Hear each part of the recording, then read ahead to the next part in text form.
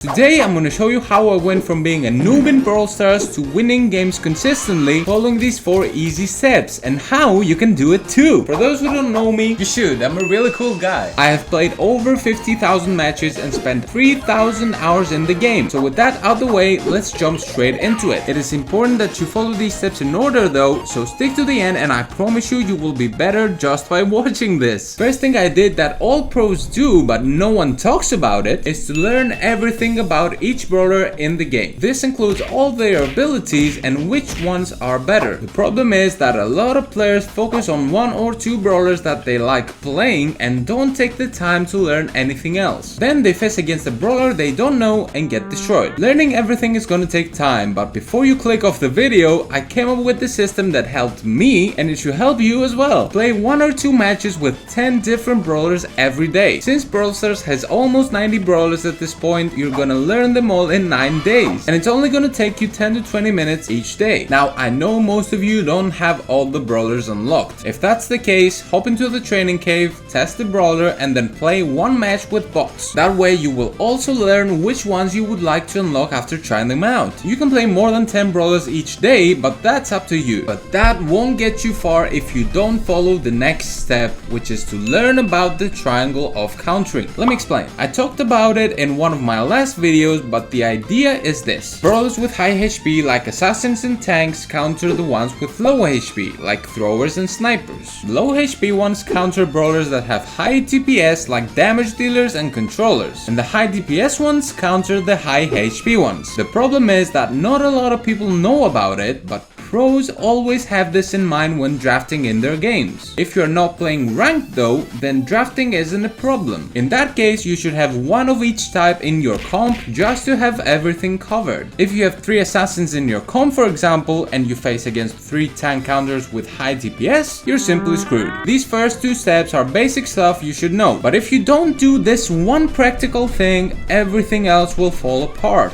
But before that, like and subscribe and I'll love you forever. That thing is to learn basic aiming and dodging techniques. I've played countless matches with randoms and I can assure you that 90% of them don't even know how to dodge. I'm gonna tell you the things that matter the most, unlike those other guys you see on YouTube, and you will be dodging like Tensai in no time. The idea is this: you don't want to be walking like this or this, because it's easier for the opponents to predict where you will go next. You want to be unpredictable, like this. Your left joystick should go crazy, and while you're dodging, you should be focusing on pushing the enemy backwards. If you dodge 3 of Piper's bullets for example, her reload speed is really slow, so that's when you should go in. Now for aiming, the thing that's gonna help you the most is this.